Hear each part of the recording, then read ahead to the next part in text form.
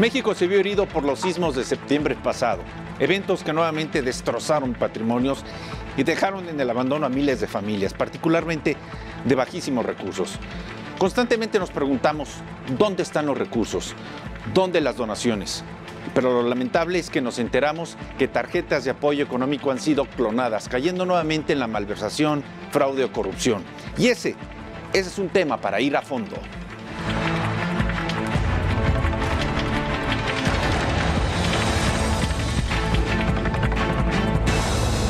A fondo, con Carlos Ramos Padilla.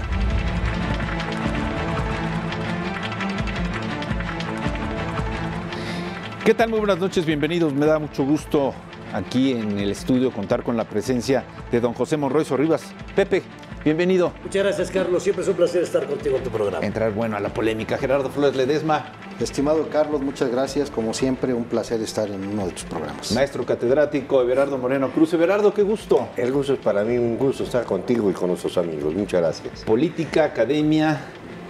Vamos a tratar de entender qué es lo que está ocurriendo con esta ayuda que se generó no solamente en el ámbito nacional, sino mundial por los sismos de septiembre. Sismos que dañaron el patrimonio y la trayectoria de muchos mexicanos, sobre todo en provincia, Pepe. Sí. Oaxaca, Chiapas, Puebla, Morelos, Guerrero.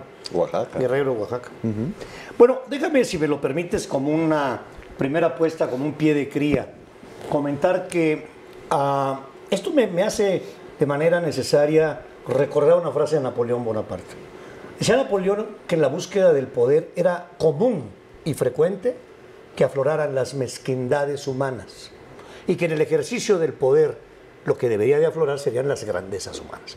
Me parece que cuando vemos escenarios, primero de desastre y catastróficos, y empiezan a venir este tipo de ayudas, despierta la suspicacia de manera natural, Carlos, porque llegará efectivamente a la última persona que necesita esa ayuda que llegó de Suiza o de los organismos internacionales o del Fonden. Y luego descubrimos pues que si las tarjetas, que si la Comisión Nacional Bancaria, que si Bansefi, que si Virgilio, que si Dijo, que si la banda, pero al final de cuentas hay un problema ahí. A mí lo que me parece grave, y esta sería mi primera apuesta, es que en este país pase todo sin que pase nada. ¿Qué quiere decir eso? O sea, aquí pueden hablar de la Casa Blanca, de los negocios de los petroleros, del tema de los gobernadores corruptos, de los líderes sindicales perpetuados en el poder, de los socavones, del tema de las tarjetas, y al final de cuentas no hay correctivos, ni un aparato, ni una voluntad expresa que diga no. Porque en otros países, lo hemos platicado fuera del aire, ¿por qué no tiras el chicle? ¿Por qué no tiras una colilla de cigarro? ¿Por qué no te atreves a proponerle a un policía que te dispense la multa dándole un billete?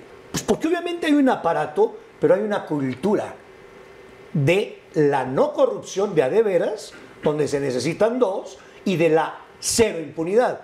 Y este país, Carlos, y aquí tenemos por demás a un conocedor, experto, reconocido y respetabilísimo abogado, nos podrá decir, el andamiaje jurídico no jala, no está completo, las leyes algo pasa, pero en este país en el día a día la impunidad campea. Y el tema que estás tocando me parece que es botón de muestra. X números, aquí los expertos, Gerardo dirá, ¿cuánto dinero, cuántas tarjetas? El tema está 2 escalones atrás. Seguimos sin tener una cultura de la claridad. Si yo dejo aquí esto, nadie lo debe de tomar porque pertenece a alguien. En este país no lo puedes hacer, porque alguien cree que es de él y lo toma.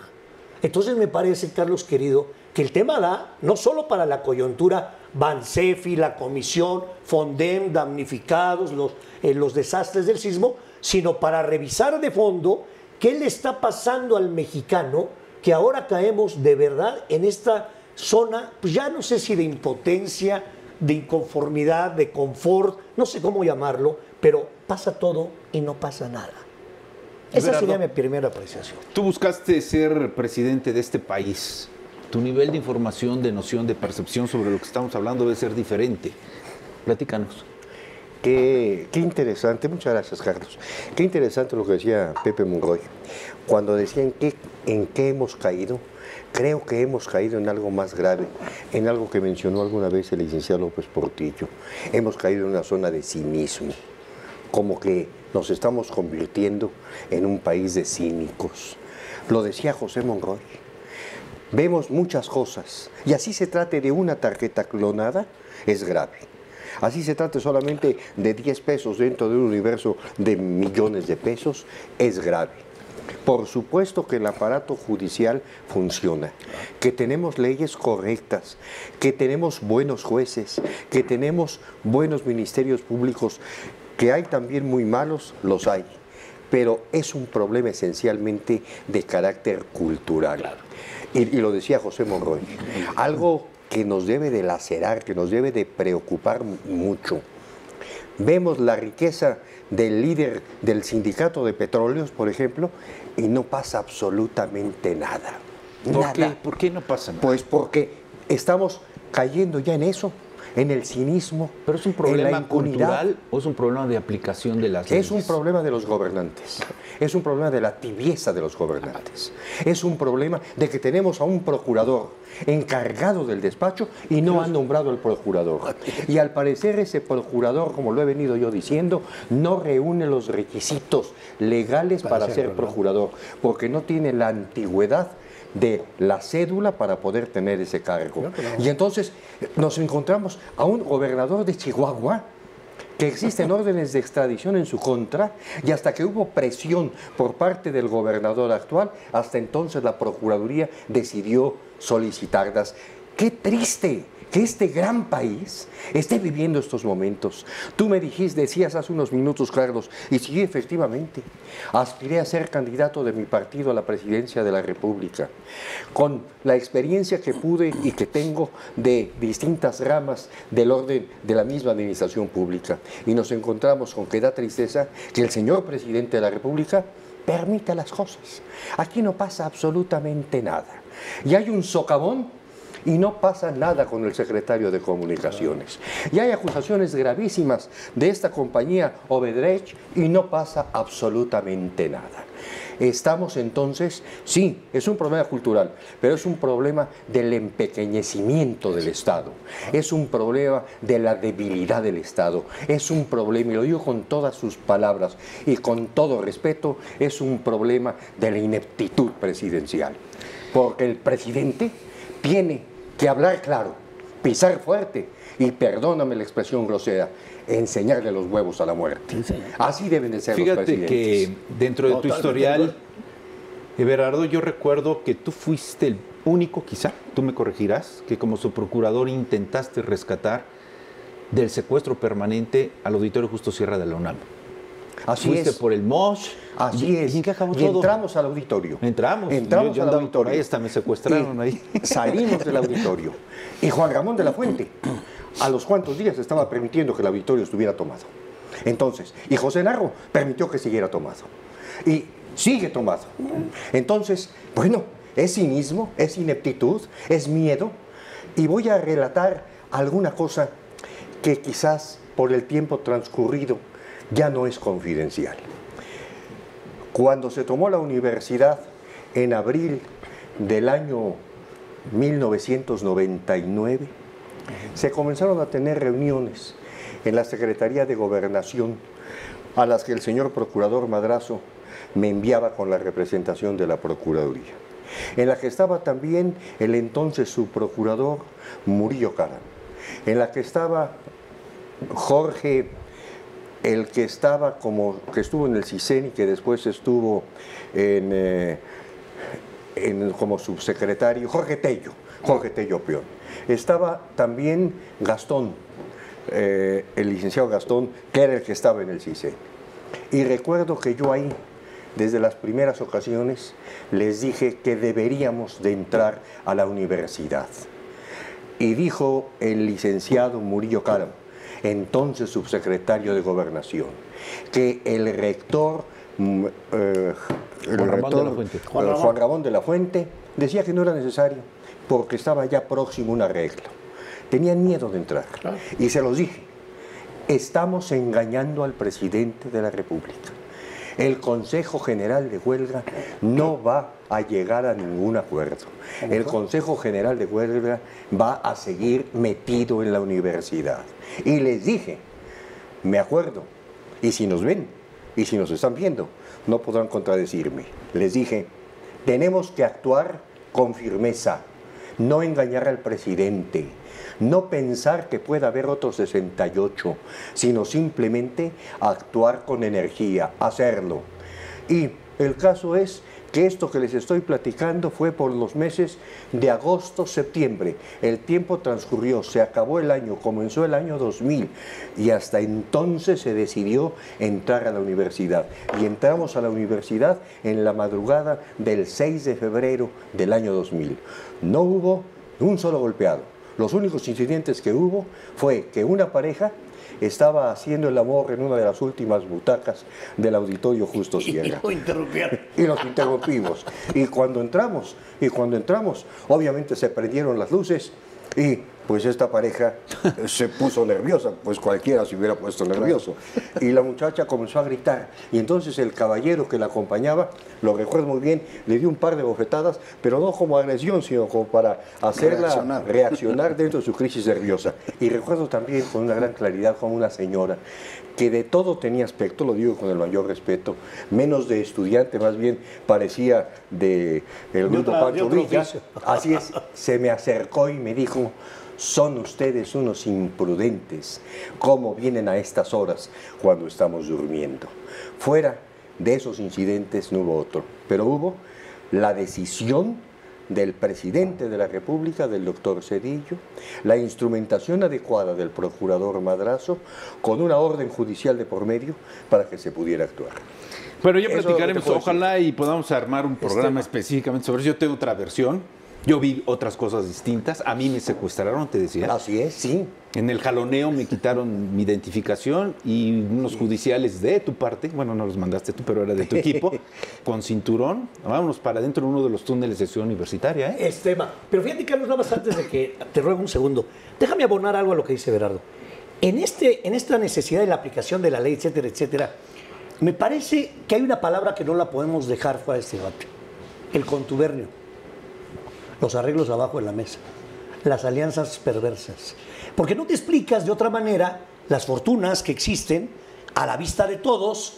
Algo debe de estar pasando. Es decir, en el aparato del Estado están infiltrados servidores públicos que han hecho de la política el gran negocio, Carlos, querido. Y la gran traición. Y la gran traición, la gran deslealtad. No solo a la figura del presidente, cuando tomas protesta en el cargo, pero cuando tú ves las atrocidades que vemos, pues a mí me hacen pensar que, como dirían los ticos, los de Costa Rica, se toman el tilín abajo de la mesa y entonces significa ya somos chivos del mismo corral. Claro. Ya robaste con él, entonces ya eres parte. Si no, y eso me gustaría que no lo dejáramos fuera de este análisis, porque atrás de lo que estamos diciendo, de que hay alianzas, contubernios y complicidades, si no, no te explicas lo que Berardo acaba de narrar. A ver, vamos a hacer una pausa y regresamos para escuchar el punto de vista de Gerardo Flores Ledesma. Tú tienes estadísticas, tienes cifras frías en materia de economía y de finanzas. Vamos a ver hasta dónde llegamos. Esto es A Fondo, volvemos. La ayuda nacional e internacional con relación a los sismos. Hace unos minutos, Gerardo Flores, Pepe Monroso Rivas nos hizo un diagnóstico de algunos casos importantes en donde pasa todo y no pasa nada. Faltó uno, el Chapo, su fuga, la primera y la segunda. Es decir, nada más 4 monitoristas son los que aprenden, pero los grandes, los cómplices, los que permitieron la construcción del túnel, entregar los planos de la prisión, todo lo que hubo allá adentro para la fuga, el utilizar espacio aéreo, el utilizar carreteras federales, romper los cinturones de seguridad, todo eso. Tiene que haber traidores y tiene que haber gente que está informando desde arriba a las bandas de delincuencia. Sí, y esto cae encima por el asunto de Bansefi y lo que está ocurriendo con los damnificados a los sismos. Porque decía Berardo, pues una tarjeta, 10, 100, 20, 30, 50. Oye, el actual director de Bansefi fue secretario de la Función Pública. Claro. Y le tocó a él el asunto de la Casa Blanca. Sí. Y de ahí que saltó otro lado. ¿no? Parece que fue el motivo de su salida. O uno de los motivos. O uno. Pero ahora resulta que va a un banco en apoyo a los damnificados con ayuda nacional e internacional y nos enteramos de que hay clonación y la ayuda no llega. Antes de hacer algunas cifras, Carlos, permíteme hacer un apunte. Estoy de acuerdo con lo que acaban de mencionar tanto Pepe Monroy como don Everardo, en el sentido de que falta aplicación de leyes, falta actuar contra la impunidad, pero no olvidemos que sí se han hecho cosas en este país. Hay más de 8 gobernadores, exgobernadores, algunos en la cárcel, otros procesados, lo cual te da indicios de que sí se está haciendo algo. 2. ¿Qué se está haciendo? Espera, 2, o sea... Se tenía que haber evitado lo que hicieron. Sí, bueno, sí, pero... No presumir que los están deteniendo. Es lo menos que puede pasar. Tú puedes decir que a toro pasado cualquiera puede entrar al ruedo, pero yo te puedo asegurar que como punto 2, en este país predomina la gente decente. Somos más los que somos gente de trabajo y gente decente que los gañanes que están en el poder enriqueciéndose a costilla de contratos o que quieren tomar el poder. Ese es el punto número 2.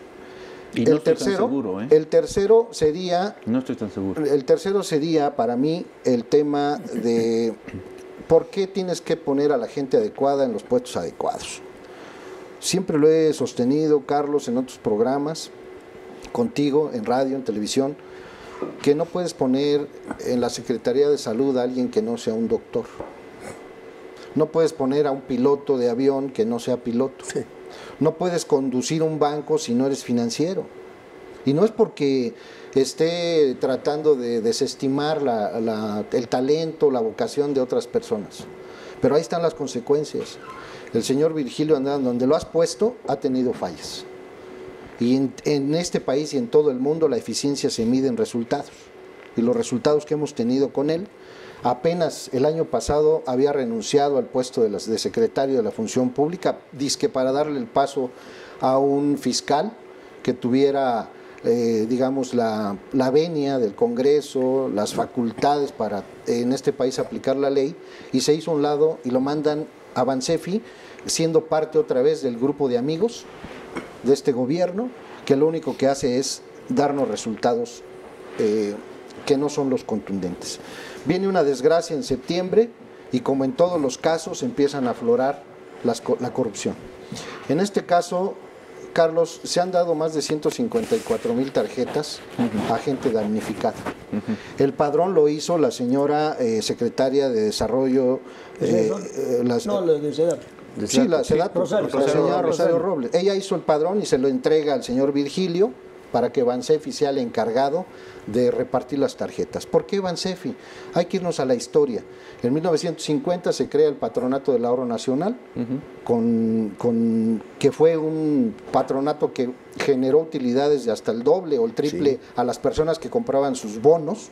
A los niños les hizo un bono educativo. Fue un patronato que estuvo vigente hasta que llegó Vicente Fox. Vicente Fox termina el patronato y hace un banco para Javier Gavito y se hace el Bansefi y luego la Sociedad Hipotecaria Federal. En ambos casos tenemos problemas de conducción, problemas de herramientas. No estamos hablando de un banquito, Carlos, fueron 13 millones de cuentas las que tiene Bansefi.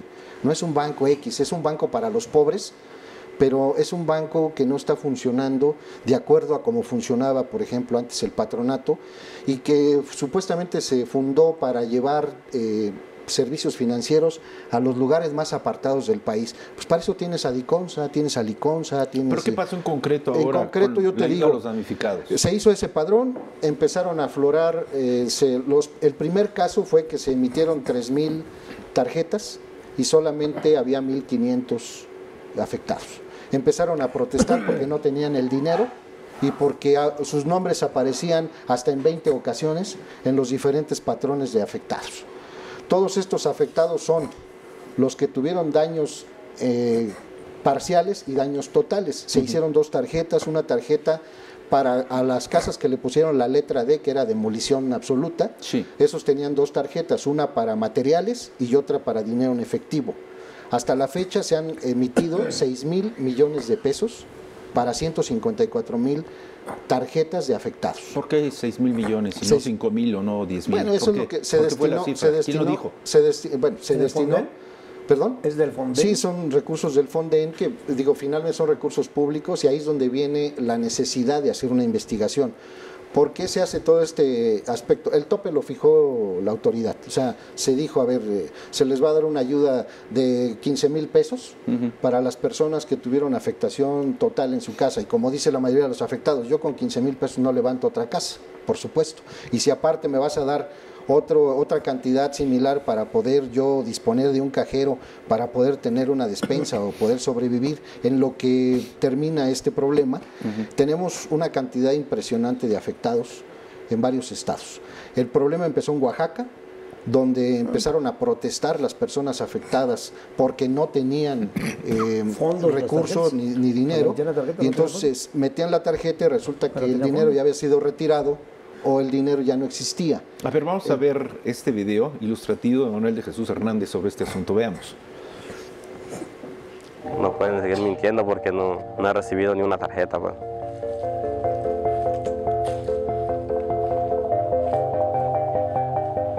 Son unos ladrones que nos están robando porque yo no he recibido ni una tarjeta. En el ejido no hay nadie que se llame yo, que mi nombre es Manuel de Jesús Hernández Camacho, y no hay nadie más que solo yo, pues mi nombre es el único.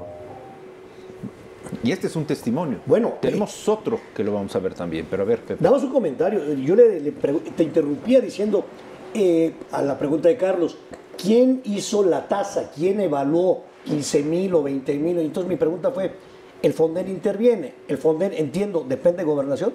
Es Sí, un pero fondo es que un de alguna fondo, manera es un se fondo. aplica para efecto de los desastres nacionales. Exacto. Bueno, pues entonces doble abono a mi hipótesis. Ahí hay evidencia de corrupción, de contubernio y de testimonios como estos. Sí, por supuesto. La pregunta es, ¿quién se queda con ese dinero? Por Porque lo supuesto. estás diciendo, Gerardo, hay que poner a los propios, sería lo ideal, profesionalizar el servicio público. Pero en la política mexicana, Carlos, no necesitas nada, más que ser compadre, cuate o cuota. Claro. Para ser basquetbolista necesitas medir un 80 y para ser pianista alcanzar la octava. Sí, En la sí. política mexicana no necesitas nada. Ser Ahí compadre. están los candidatos. Prueba evidente. Solo un requisito, haberte agarrado el tilín abajo de la mesa, como dicen los ticos, Carlos. Perdón. Hay que ver una cosa, es importante subrayar. Sí, maestro. Hay una denuncia presentada ante la Procuraduría General de la República desde el 14 de noviembre. No, lo que estoy diciendo no desestima lo que ustedes están mencionando de corrupción, por supuesto, pero yo creo que sí tendríamos que estar atentos o saber en qué estado se encuentra esa denuncia. El que 8 de febrero se supone desde el se tienen que- 14 se de tienen que dar los noviembre resultados. se presentó la denuncia. Entonces, en esta denuncia se denunciaron estos hechos. Estos hechos deben de haber llevado a hacer una investigación. Estamos ya en enero, noviembre, diciembre, Son enero, 2 meses, 2 10 meses días. de un hecho tan sensible, ya debe de haber conclusiones importantes en cuanto a la investigación. No sé cuáles. ¿Quién Bansefi debe tiene generar? hasta el 2 de febrero para contestar las observaciones de la comisión. 2 de febrero. 2 sí. de ¿Quién febrero. debe generar esa investigación? ¿Función pública? No, la Procuraduría. La Procuraduría General de la la República. Procuraduría, Gobernación, ¿quién? No, la No, la Procuraduría. Procuraduría. La Comisión Nacional Bancaria y de Valores Sí, inició también está investigando, el día exactamente. 11 de noviembre inició la investigación para ver cuál había sido el uso de los fondos. Y detalló que hubo inconsistencias y le hizo ciertos exhortos o recomendaciones, como se dice en la función pública, observaciones al señor Virgilio. Y él tiene que responder a estas observaciones. La otra parte de la averiguación tiene que ser un expediente que haga la Procuraduría General de la República para afincar responsabilidades. Aquí el asunto, Carlos, es que si ya existen tarjetas con chip integrado que te cuestan poco, más, un poquito más que una tarjeta de banda magnética que ya no se utilizan, los bancos, ¿por qué eliminaron las tarjetas de banda magnética? Porque eran fáciles La de vulnerabilidad, clonar. ¿no? Eran fáciles de clonar. Ajá. Entonces, ¿por qué Bansefi, que es el encargado de otorgar estas tarjetas, y empezaron con 4,000 y terminan ya en 154,000? Y podrán decir que pues fueron muy poquitas las que se clonaron, pero el problema es que ahí está. A ver, ¿podríamos Hay un problema de suponer clonación. que sorprendieron a Bansefi? Yo No. podría- ¿O Perdóname. adentro está el problema? No, es que el propio Virgilio dijo, yo me hago responsable de la decisión de que las tarjetas no tuvieran banda magnética. Así es. Digo, que fueran No de banda fueran- magnética, no fueran de chip. porque era la rapidez y la velocidad con la que había que actuar, y argumentó algún problema de logístico de algunos días. Pero también Virgilio, Carlos, dice, es probable que haya habido nombres duplicados o plásticos dobles. Es decir, el propio titular de Bansefi deja sentir, y como que mea culpa, es decir, yo asumo la responsabilidad. ¿Y por qué?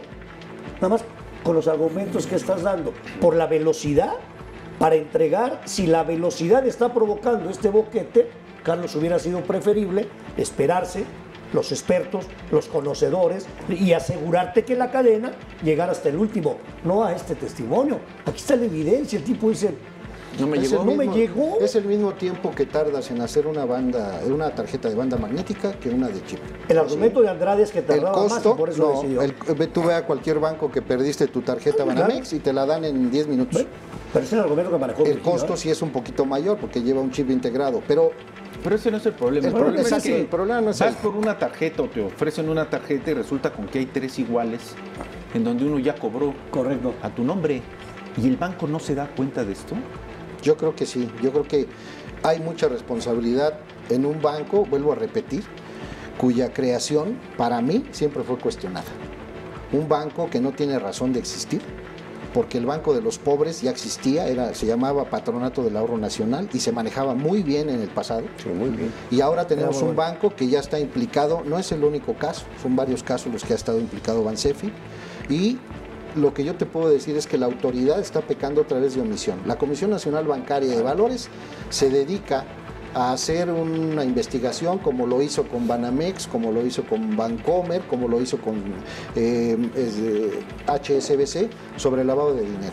Y sus determinaciones son, pues sí hay ciertas implicaciones, pero ya le toca a la autoridad judicial aplicar. Que avienta la pelota a otra cancha, ¿no? No puedes asumir. Lo que dice Virgilio es que no se puede presumir fraude. Entonces, ¿qué es lo que hay? ¿Cuál es el delito de presunción? Yo no soy abogado, pero lo que sí te puedo decir es que hay un error gravísimo de haber elaborado una tarjeta que ya no se utiliza en ningún sistema bancario del mundo, que es fácil de clonar, y que vengas a decirme que no pudiste hacerlo de otro modo por la rapidez o la velocidad. Ese fue el argumento, Eso no es factible, no es posible, Carlos. No, es como cuando se robaron en la época de Fox, vuelvo a la época de Fox, las máquinas que hacían los billetes de a 200 pesos y desaparecen del puerto de Veracruz. Y empieza la emisión de billetes de a 200 pesos falsos. ¿Por qué? Porque no cualquiera puede hacer este tipo de clonaciones.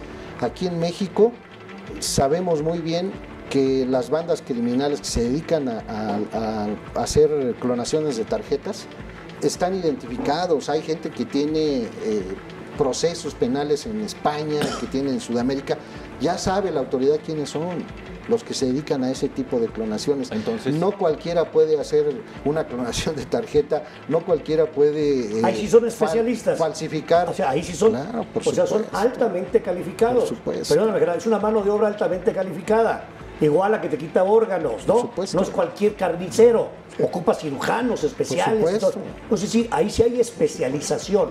Ojo, alta especialización. Pero vuelvo a lo mismo. La pregunta que acaba de hacer Carlos hace rato, que cuando el Chapo, no está involucrada toda una estructura, no hay un contubernio, no hay ahí una alianza perversa en donde todo gira alrededor del dinero. Sí, claro. ¿Cuánto vale el jefe del penal? ¿Tanto? ¿Cuánto vale la custodia de los que clonan la tarjeta en Tepito, en Santo Domingo? Todo el mundo sabemos que en Santo Domingo puede seguir comprando títulos universitarios a la fecha. ¿Dónde está la ley? Diría Berardo, ¿dónde está la autoridad, la firmeza? Entonces lo único que me hace concluir es que son chivos del mismo corral con gentes del aparato político que están en contubernio, en complicidad y en alianza. Esa es mi hipótesis. Vamos a hacer una pausa, porque también hay que revisar historias y biografías, ¿no? Por ejemplo, Virgilio Andrade pasa de una función de supervisión electoral social a función pública y de función pública al banco, ¿no? Le toca como función pública el asunto de Casa Blanca y como banco esta defraudación, clonación, fraude, como quieran llamarle, de las tarjetas planificadas de los sismos. Curioso, pero Arely Gómez era procuradora cuando el Chapo, decía yo qué tierna se ve asomada por el hoyo donde se fugó el Chapo, y ahora está en función pública, el cargo que deja Virgilio Andrade. Esto es A Fondo, Bóvena. La intervención de organismos gubernamentales y su opacidad. Hace unos minutos intentábamos, no le entramos de lleno, ojalá lo podamos hacer, sobre la participación altruista internacional. Supimos de donaciones de artistas, generosas aportaciones de organismos internacionales y seguimos preguntándonos desde futbolistas hasta cantantes dónde quedó ese dinero. Y volvemos al mismo término, la opacidad de nuestras instituciones gubernamentales. Bueno, déjame, ahí yo abonaría, Carlos. Yo creo que, sobre todo a propósito del tema de los sismos, nada más como un punto de referencia. ¿Qué es lo primero que aflora? La solidaridad que traemos, ahí sí cultural, en el ADN de los mexicanos. Sí, sí, es cierto. Y vimos historias maravillosas, Carlos. Tú has dado cuenta en tus espacios periodísticos. Maravillosa. Día, noche, jóvenes, adultos, las provisiones, en fin, cómo nos volcamos, los víveres, etcétera. Pero hay un ciclo. Una vez que pasa esa efervescencia, venía otra. O sea, vamos a levantar lo que está derruido, lo que está tirado, lo que está demolido. Y entonces como que empezó a bajar este calor y esta efervescencia y esta solidaridad, probablemente porque ya se ocupen otro tipo de actores para esta parte de la novela. Pero desde el principio, Carlos, empezaba la suspicacia cuando empezamos a escuchar que organismos internacionales mandaban y entonces nos decían, esta vez sí va a llegar, te voy a recordar algo, porque el ejército va a cuidar que le llegue al último de los damnificados el dinero. Esta vez sí no va a haber, ¿no?, desvíos. Bueno, y entonces... Hay que preguntarle a Graco en Morelos, ¿no? Exactamente. Que mandaron todos los víveres a bodegas para Sí, para etiquetarlas ponerle- con fines etiquetarlas, ¿no? electorales, Claro. y burlarse de la gente. Para que se supiera que fuera del DIF, ¿no? E impulsar un proyecto político. Vuelvo al tema. En este problema de cultura y de solidaridad, Carlos, pues yo creo que algunos organismos internacionales la deben pensar dos veces. Si te doy yo unos centavos para que vayas a ayudar a aquel que sí los necesita y se van quedando en el trayecto, si alguno de estos fondos pudo verse reforzado con aportaciones internacionales, pues tienen razón, Carlos, en pensar que somos un país, perdón, me duele decirlo, pero un país de corruptos, un país donde la impunidad campea, en donde no va a pasar nada. Vamos a ver qué dice el 2 de febrero y vamos a ver en qué termina.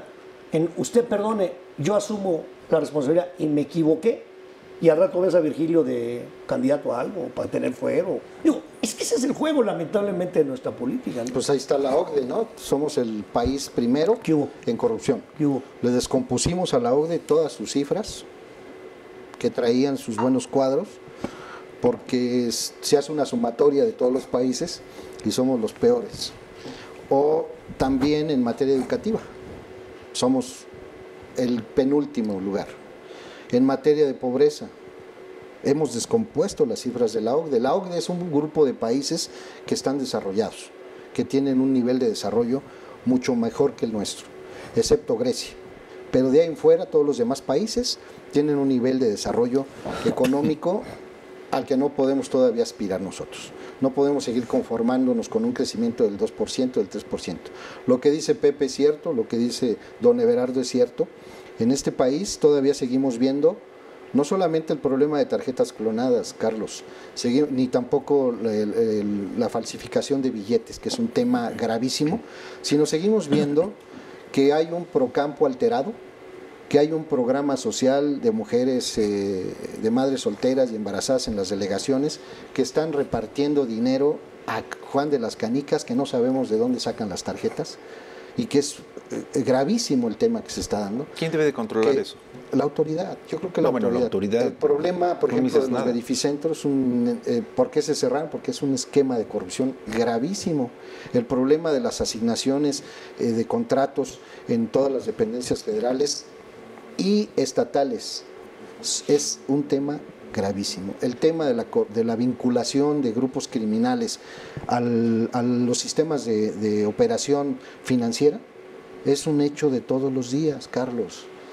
Aquí, ¿sobre quién te aplican? ¿Dónde acabó el SAT la corrupción de las facturas apócrifas? Con una tarjeta de chip y con ahora facturas electrónicas que no son fáciles de falsificar. Y todavía así hay gente a la que atrapan con empresas fantasmas tratando de hacer este tipo de trabajo. Se hizo un trabajo ahí de labor y se acabó en más del 60% la falsificación de facturas apócrifas.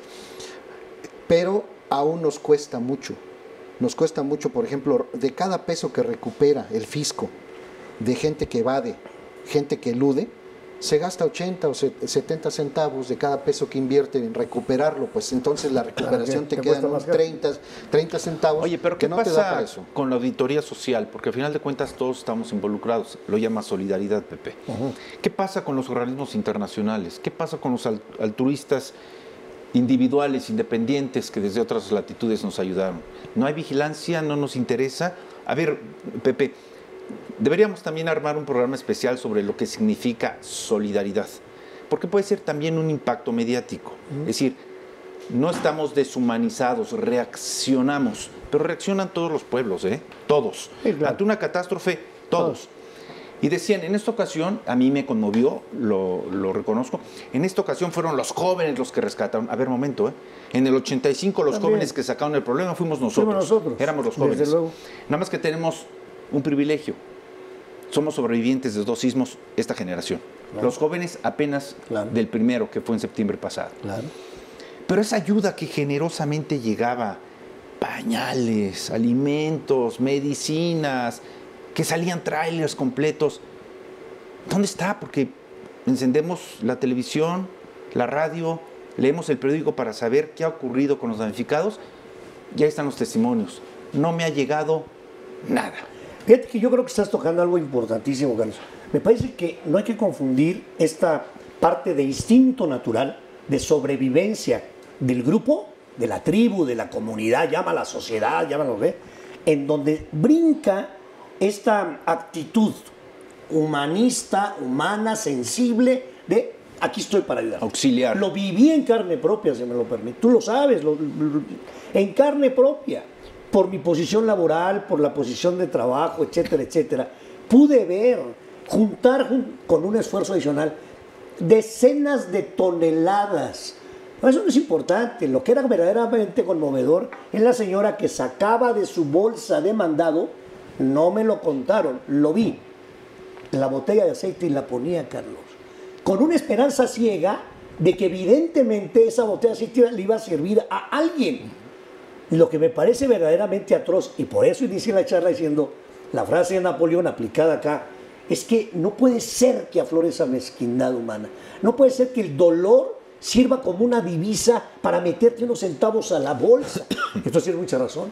No confundamos el aspecto de la solidaridad y los momentos, déjame llamarlo así, biosociales, ¿no? Biorrítmicos sociales, que de repente es una punta y todo el mundo queriendo, y de repente ya no hay nada.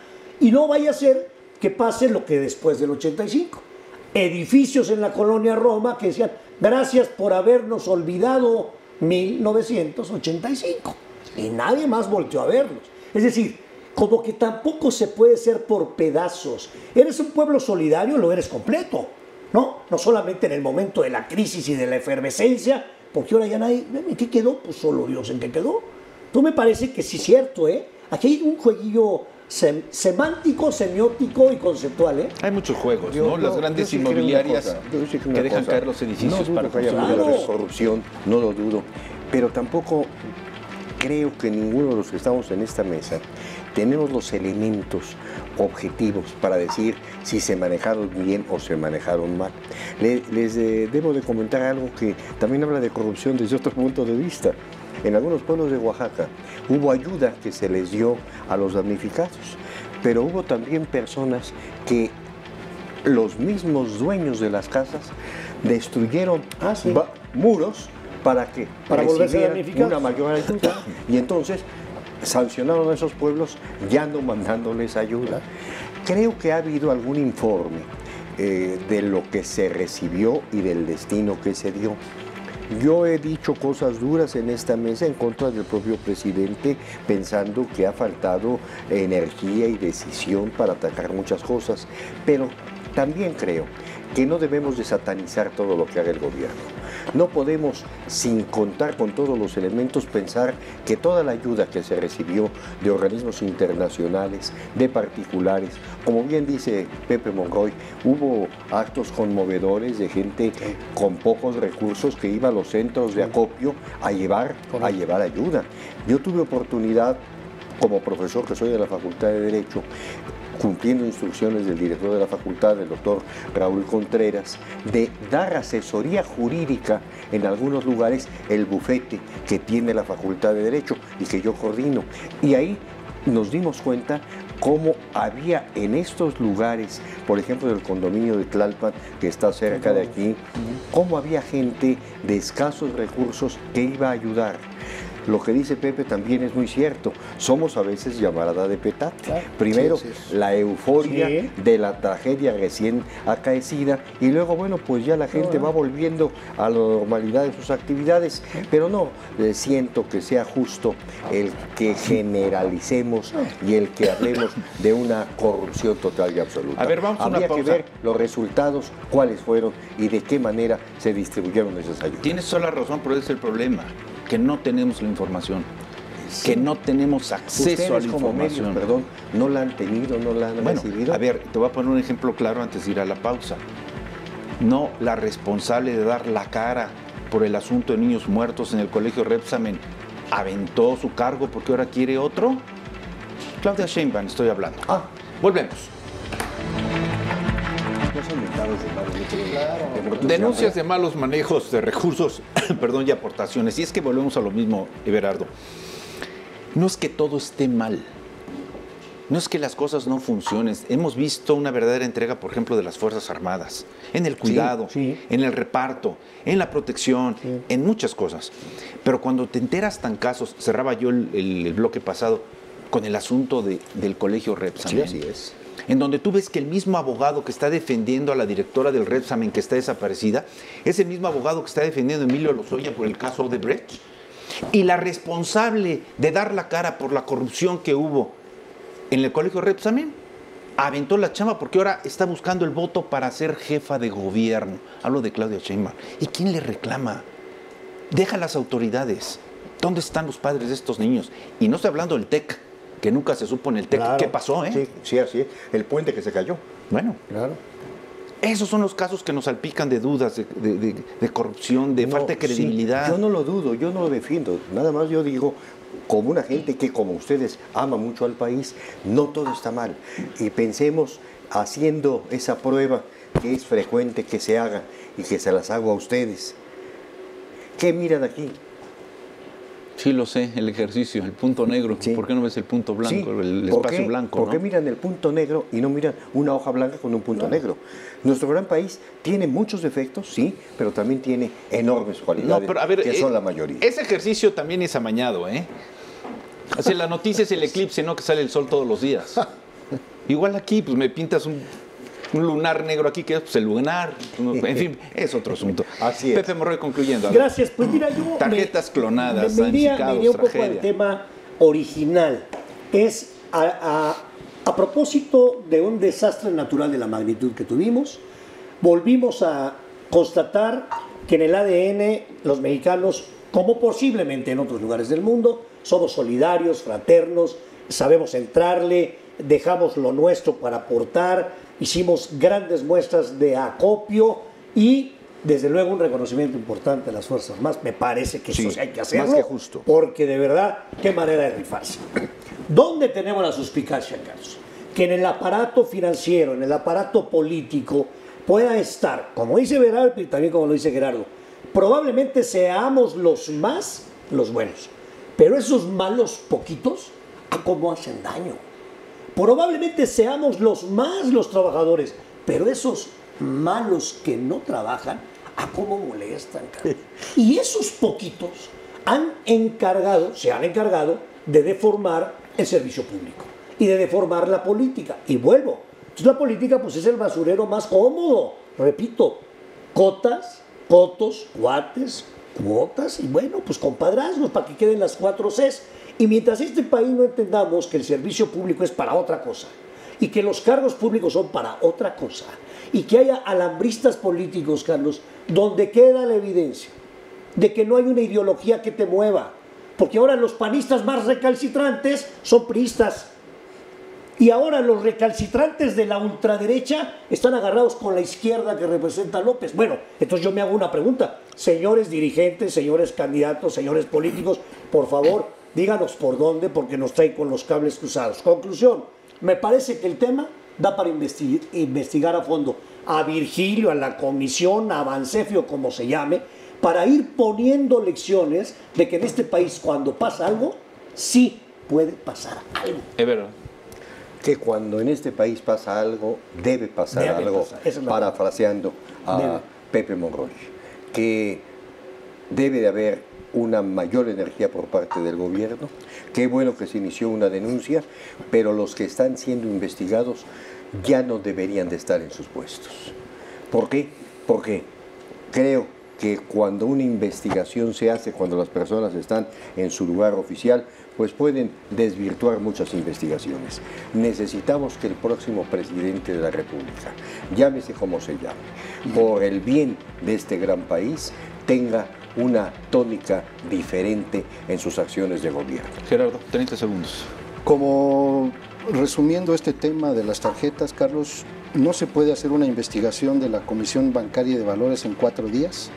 No se puede asumir, como dice Hacienda, antes de venir aquí, Hacienda le pedí su opinión y me dice que como hay una investigación en curso no se puede decir nada, que concluya el tema. Bansefi aduce en su defensa que se trató de problemas administrativos y no de un fraude maquinado, que se espera hasta el desahogo de las diligencias.